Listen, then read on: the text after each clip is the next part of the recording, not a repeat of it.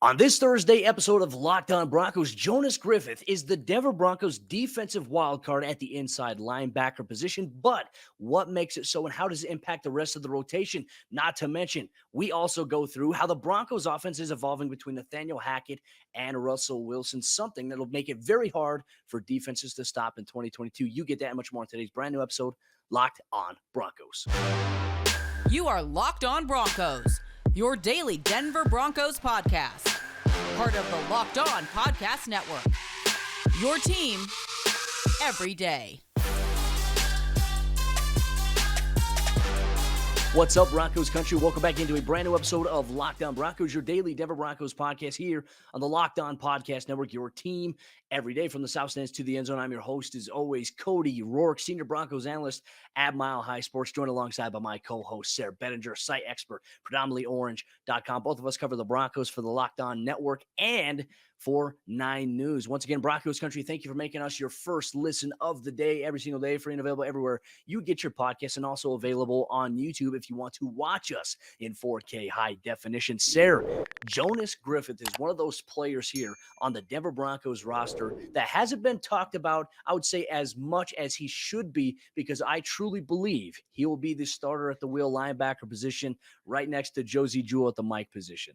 It's been a heck of a rise for Jonas Griffith, hasn't it? I remember last year when the Broncos traded for him, I was a little upset about it, Cody, and I was upset because I felt like, man, the Broncos, they've been employing Tom McMahon, the former special teams coordinator, for all these years, and they keep having to do things to cover up for the special teams ineptitude. And I thought trading away a 6th round pick, I mean, that was a pretty high price to pay, even though the Broncos got a pick back in exchange for Jonas Griffith as well. I felt like, man, you're really trading actual draft capital to get a guy to help cover up your special teams issues. But here we are today after getting a chance to see Jonas Griffith down the stretch last season. I'm bummed that we didn't get to see him with Josey Jewell last year so we could kind of have a glimpse at what the future might look like, because look, a lot of people are up in arms right now over Baron Browning, and we talked about him on yesterday's episode quite a bit, and just about the transition to the edge position, and it seems like that's kind of a firm deal. Well, part of the reason is, and this predates obviously this offseason, but the Broncos are really confident in Jonas Griffith, who's built like a defensive end and moves around out there like a defensive back. So I'm excited to get more information on him as this offseason progresses. What did we see from Griffith last season when he got thrust into action? I think that's one thing that fans want to know. And hey, tremendous work by Brian Baldinger, by the way, just put something out yesterday on Jonas Griffith. So part of me is trying to figure out, hey, is this connecting the dots? Are the tea leaves out there that Jonas Griffith is the guy to watch? And maybe that somebody in the Broncos office or facility said, hey, Brian, on your next film study, check out Jonas Griffith here. Because as you're right, I mean, a lot of the conversation has been, well, Baron Browning's moving to edge rusher. Why are they moving him away from the inside backer position where he flashed such versatility? I will say this about Jonas. We saw that. We saw elite athleticism from him. He is an impact special teams player. Immediately, he came onto the scene last year for the Broncos and really stepped up to help fill the void that was left there by a lot of these young guys. He was a standout there when we talk about getting downfield and making plays. But when we saw him put on the field defensively at the linebacker position after Kenny Young got hurt opposite of Baron Browning, we saw that elite athleticism against the run. We saw it against the pass. And Sayre, there's so much more room for him to grow here this upcoming season.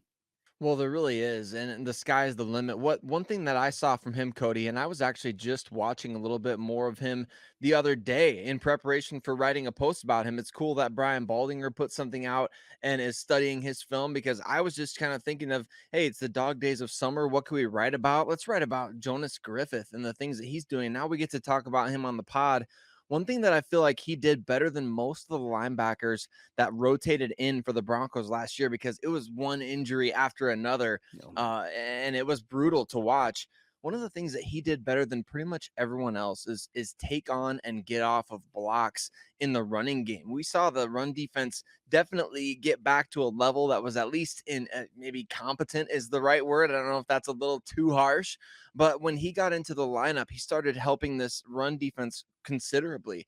And he was coming off blocks really nicely and doing the things that an off-ball linebacker has to do. You can't just be out there and making the splash plays in coverage, which he did. You can't just be out there and making tackles near the sideline, which he did. But you've got to be able to go out there and play instinctually. You've got to be able to get off of blocks in the trenches and really play a tough, hard-nosed brand of football. It's hard to be a good all-around 3-down off-ball linebacker in today's NFL.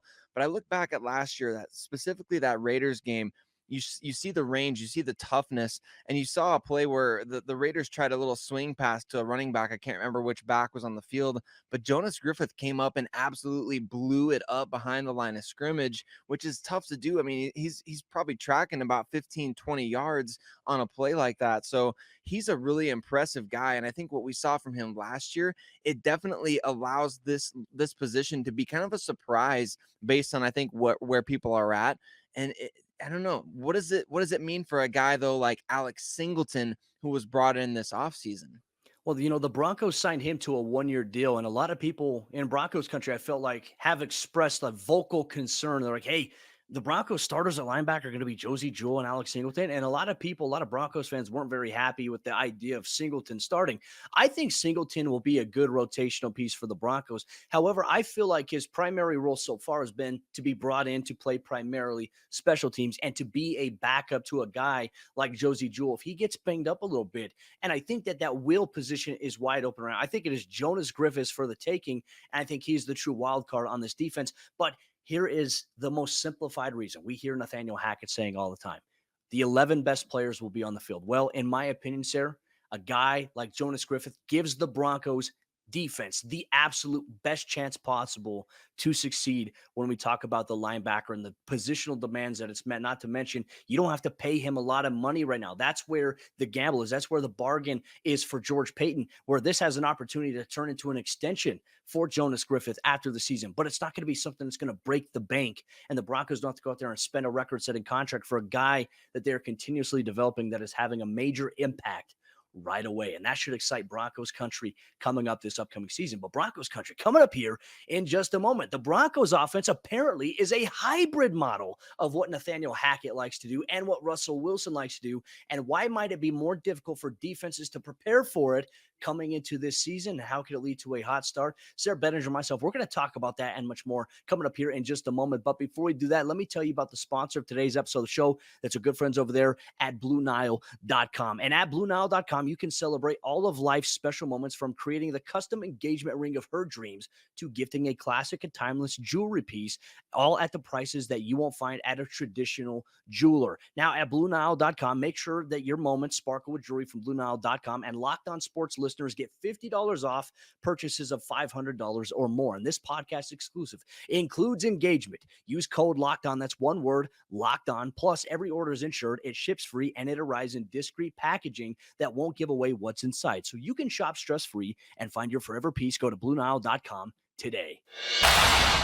As we dive into the second half action on today's episode, Locked On Broncos, real quick, Broncos country, thank you so much for making Locked On Broncos your first listen of the day every single day. But real quick, let me tell you how you can have a chance to win one of 10 $100 Ticketmaster gift cards here today. And we have an important favor to ask you as we put together a survey so we can learn more about listeners like you and make your favorite Locked On podcast even better. This is your opportunity to tell us what you like and don't like about Locked On Podcast. So go to lockedonpodcast.com/survey right now to get started, and it won't take very long. And everyone that completes the survey can qualify for a chance to win one of 10 $100 Ticketmaster gift cards to take our audience survey. Go to lockedonpodcast.com/survey. Thank you for your help in helping us become even better. Sayre, continuing on here today, OTAs continued in Dove Valley yesterday, and Tim Patrick had a chance to meet with the media at the UC Health Training Center, the new media workroom for the Denver Broncos team. And there were some interesting things that kind of came about, learning a little bit more from what Tim Patrick is going through as the Broncos learn a brand new offense. And Sayre, one thing that he mentioned here said the Broncos offense, it is brand new. And according to Tim Patrick, it is brand new. So what does it entail? Well, let's hear from Tim Patrick himself. We have Rush and we have Hackett. They put in both of their systems together, so it's kind of a one-of-one of offense, so it's not something that really been taught before. Some very interesting comments there by Tim about just the combination of what Nathaniel Hackett's very comfortable running, some of the offenses that he runs, combining his philosophy with the offenses that Russell Wilson has had the most success in his career. How do you combine the two together? I was really trying to figure out in my head, okay, what does this mean? And he mentioned something along the lines of, there's a play concept or a certain formation where, based on down and distance, based on the coverage, we could be running 5 different routes. And that's how complex in nature this offense is. What were your thoughts on what Timmy P had to say about the blend between the two? Well, I think it's great, first of all, to hear. I know a lot of Seattle Seahawks fans would probably be really upset to find out that a coach is willing to say, hey, Russ, let's collaborate on an offense. That's something that they've probably been dreaming of for quite some time. But I think it's awesome for the Denver Broncos. I think it's awesome for the players. It's really going to help, I think, the cream rise to the top in terms of you want to have guys that know the offense. You want to have guys that know the system, that we talked about this before, but that nonverbal communication, the ability to always be on the same page with an elite quarterback, that's absolutely critical. And one thing that I think is cool, Cody, that we talked about just before we started recording today is the fact that, since this is a hybrid offense, teams that are playing the Denver Broncos, at least early on next season, they're not going to be able to pull from just, what Nathaniel Hackett did with the Green Bay Packers last year and Aaron Rodgers. They're not going to be able to pull from just what Russell Wilson did last year or in recent years with the Seattle Seahawks. It's going to be a lot of new. And I think it's going to be a lot of attacking downfield because we know that Russell Wilson loves to do that. And we know from his introductory press conference referencing the old John Elway to Ed McCaffrey and Rod Smith days, we know that Nathaniel Hackett loves to do that as well. So I think that we're going to see a very fun offense, a very explosive offense. We know that Nathaniel Hackett likes to distribute the ball pretty evenly to a stable of backs. So I think that there's a lot of potential here. And for Tim Patrick, that means that he's got to be on point with all his routes. And we know that he's going to be. He's a very smart player. So I imagine that he's going to have a lot of success in this offense, which also, the Broncos have to start hot. The schedule doesn't get easier as the season goes along. It's easy, quote unquote, to begin the season. They got to get off to a hot start this season. And that is something that Tim Patrick firmly believes too, because he was part of a hot start last season. Here's what Timmy P had to say. Like you guys know, the offense is difficult, and it's just the regular routine practice is not going to be enough for us to get it down packed. So we got to do things on our own so we could get it, because we don't want to be one of those teams to make excuses, new coach, new quarterback, new offense, and we don't get going to the end of the year. We want to come out the gate firing on all cylinders, because this is Super Bowl or bust this year. I think coming out of the gates hot, Sayre, is super important, but kind of going back to what we talked about earlier last year. You and I were doing the show after the first couple of weeks of the season, and we were surprised. We're like, hey, this Broncos offense is so much better now in 2021. And of course, it would be very short-lived. That hot start would fizzle out once the Baltimore Ravens came to town. So how can the Broncos maybe avoid the smoke and mirrors of falling into the same trap if they do get off to a hot start offensively and as a team that they did last season? That was a rough stretch because they ended up dropping various games in a row, and all of a sudden the season, what appeared so promising at the beginning, kind of spiraled out. How can the Broncos maybe overcome that and not make that mistake here in 2022? I think just having a veteran quarterback who can really raise all boats. He's that big tide that comes into the harbor. Russell Wilson is so much different from Teddy Bridgewater. And we remember too, Teddy Bridgewater wasn't exactly playing well in that Baltimore Ravens game, but he also got hurt in that game pretty bad. Yeah. And so that kind of derailed all the progress that the Broncos had made. Even if you lose that game in a tough fashion, having a healthy Teddy Bridgewater, I think would have probably helped. We'll never know.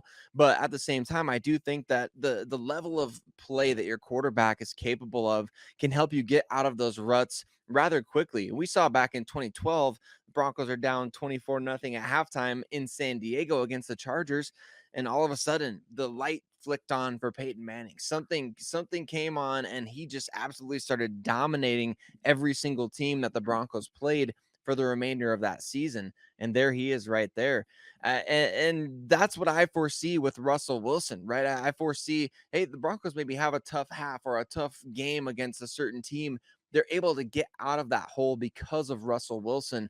And it's so weird to have that kind of, quarterback again. I don't know. It feels like it's been forever. It feels like it's been a lifetime. It has been, in a sense, from just the elevation status, right? Because even one thing Tim Patrick mentioned, he said the way that you see Russ prepare for things, like you follow suit. Like you don't necessarily have to lead as a receiver because if you're not doing the extra work like Russ is doing, then you shouldn't be on this team. And that's one thing I've really liked. Like as you mentioned, Russell Wilson has come in right away and he has raised the standard, raised the tide that's going to elevate every other ship in the harbor. As you have mentioned, you've coined that phrase a million times here, and it's sweeter every time you say it because we're seeing the tangible results happen based on that. And I think that bodes well here for this Broncos offense. I mean, it's a tremendous difference going from Teddy Bridgewater to Russell Wilson. And Broncos country coming up here in just a moment. Baron Browning met with the media yesterday at the UC Health Training Center and revealed a little bit of a shocker that he was actually the one who wanted to move to edge rusher. We get a little bit of clarity why, and we also dive into maybe the top 5 outside linebackers that we would keep going into 2022. You get that much more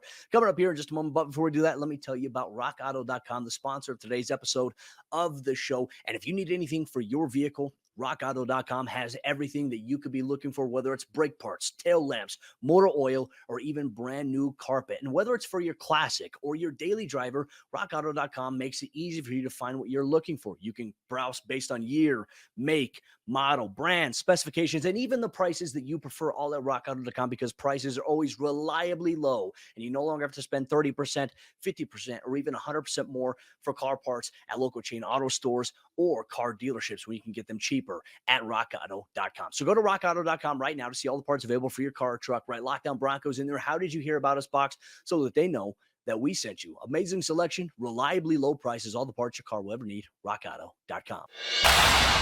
As we jump into the fourth quarter action on today's episode, Lockdown Broncos. Once again, Broncos country, thank you for making us your first listen of the day every single day, whether you're listening to us in podcast audio format or whether you're watching us on YouTube every single day. You get Denver Broncos news, content, and coverage all year long because for the true fan, there is never an offseason. Both Sayre, Bedinger, and myself, we appreciate all of you for rocking with us. Make sure you drop a comment in the YouTube comment section if you're watching, or make sure you tweet us on Twitter at Cody Roark NFL, at Lockdown Broncos, at Sayre Bedinger. Sayre, continuing on, the Broncos continue with OTAs yesterday. We heard from Tim Patrick. We also heard from Baron Browning, who was really the subject of our conversation on yesterday's episode of the podcast, making the move to edge rusher. But surprising enough, Sayre, this is the first time we've really got any clarification. It wasn't the coaches who approached Baron and said, hey, we want you to move to edge rusher. Apparently, Baron Browning himself wanted to make the switch. Here's what he had to say. I kind of wanted to make the move, but they also felt, the same way. And, I don't know if this is something for, this period right now. But I'm just making the most of it and working on just perfecting my craft every day. Sayre, were you shocked at all when Browning had mentioned that he had maybe hinted at wanting to make the move and the coaching staff was in agreement? It's not that often that you do see that happen, especially considering where the Broncos are at edge rusher, how loaded they are. This is a big gamble, I think, that Baron is also taking on himself. Yeah, I think shocked in kind of a good way, just to know that both sides are on the same page with this whole thing. I think it gives me a little bit more peace about the move because I've kind of been in the same camp as a lot of Broncos fans wondering, well, why would they switch him when it seems like the off-ball linebacker position could really use his help more? Outside linebacker edge, that seems pretty well set, doesn't it? I mean, you brought back Bradley Chubb on the 5th-year option. You have Randy Gregory, the big money free agent, top draft pick, Nick Bonito. Now you've got Baron Browning factoring into this whole thing. So it's really good, in my opinion, that he's on board and actually instigated this decision and that the sides were on the same page with it. That's really great, in my opinion. I think that's the kind of thing that you really want to know here. It's not a situation where, like, remember Brendan Langley? He was brought in as a corner, former wide receiver in college. He's knocking people out at the airport nowadays, but he's definitely, his situation was so much different because he was a wide receiver in college who made the late switch to cornerback, who came to the NFL as a corner, more of like an athlete, a talented athlete. And it was like a last ditch situation at the end of his time in Denver to switch him to receiver. This is something that Baron Browning has done extremely well in the past. This is not a last ditch effort to salvage his NFL career. This is not a last ditch thing to say like, well, we got it. We might as well see what we've got here because he's coming up on the end of his deal. No, this is more of a thing to really tailor to his strengths and do what he does best. You throw on the Ohio State tape, you're going to see Baron Browning absolutely blowing by offensive linemen. I don't know why people are upset about this. I guess for the inside linebacker situation, that may make some sense, but I feel like for Browning's skill set, this is very fascinating. Well, it's very hard to imagine, as you said, with how deep the edge rusher room is right now. I recently dropped an article at Mile High Sports about how Baron Browning's transition to edge could impact the rest of the rotation and the personnel decisions that George Payton may have to make. And I know you just dropped at predominantlyorange.com an article on Jonas Griffith. So make sure, folks, after you're done listening to this podcast, you go to those websites, milehighsports.com and also predominantlyorange.com to check out the written work that Sayre Bedinger and myself have been putting in for all of you Broncos listeners there. Sayre, if we have to choose, in my opinion, I feel like there is a firm 5 players. I don't think that Denver is going to keep more than 5 edge rushers on the active roster going into 2023. So as of today, if we had to pick who the 5 players we think are going to be there, who would they be? I'll start first. It's very hard for me to right now imagine Bradley Chubb not being on the roster at least this year, or at least through the first half of the season, right? There's always the trade deadline that could come up, but I've got Bradley Chubb. I've got Randy Gregory. I've got Baron Browning as that number 3 guy. Nick Bonito and Jonathan Cooper is the 5 edge rushers that I think will be on the team. And it's really hard because it means that Malik Reed is the odd man out, which I imagine George Payton could look to trade at some point. I think a lot will be dependent upon how things go, or do they view Jonathan Cooper? Could he play some inside linebacker? Could he play some defensive end? I think everything is kind of on the table here. But if you had to give your 5, Sayre, who would you pick and why? I've got the exact same 5 actually, Cody, and it's getting to the point where it's going to be very, very difficult for the Broncos to justify, cutting any of the guys that they've got behind the 5 that you just mentioned, right? I mean, Malik Reed is obviously, he's been a starter the last couple years in the NFL. I'm sure there's plenty of teams out there that would be clamoring to get him if he hit the waiver wire. So I assume he's going to have some nice trade value if he's not in the plans for this season. And then you've obviously got Aaron Patrick, who was kind of an up and comer last year. The Broncos poached him off of the Jacksonville Jaguars practice squad. We've mentioned that before, but it's worth mentioning again for anybody that's listening for the first time. There's a lot of guys from top to bottom that the Broncos have invested in at this position. Christopher Allen, an undrafted free agent as well, a guy that they gave, I believe he's got the highest guarantee, Cody, of any undrafted player potentially ever for the Denver Broncos. For sure, since I've been covering the team, $180,000 for Christopher Allen, which is more guaranteed cash than guys like, 6th round pick Matt Henningsen, 7th round pick Fionn Hicks, free agent pickup Alex Singleton. He's got more guaranteed money on his contract than those guys. So that signifies to me that they've got plans for him, whether that's like we talked about before the show, is that practice squad? Would he even get there? What does that look like for the rest of this edge group? There's trade potential all over this room, which is awesome. But at the same time, it's like, it's going to be hard to see somebody go. Remember, It was tough to watch Justin Hollins leave a couple years ago. It was tough to watch Shaquille Barrett leave. The Broncos have had a good problem of having too many guys off the edge, but at the same time, are they going to keep the right ones? That may be another episode that we do in the future. Can they figure out how to keep the right combination and not let go of another stud like Shaquille Barrett? So it's going to be fascinating to see how this room unfolds over the summer. Spot on there. And even the question is like, who is the right combination of guys to keep? Like that right there is a puzzle piece in and of itself. But Broncos country, thank you so much for tuning into today's episode of Locked On Broncos. Free and available everywhere you get your podcast in another format. Also on YouTube, make sure you hit that subscribe or that follow button if you haven't done so already, so you never miss out on a day's worth of Denver Broncos news, content, and coverage. Sayre Bedinger and myself, we have you covered every single day all year long because, like we said, for the true fan, there is never an off season. OTAs will continue throughout the next couple of weeks leading up to mandatory minicamp, and then the players will be out for about 5 weeks, and then it is training camp, which means Broncos country football is almost back full time. We have you covered here, Lockdown Broncos. We'll see you tomorrow for a brand new episode of the show.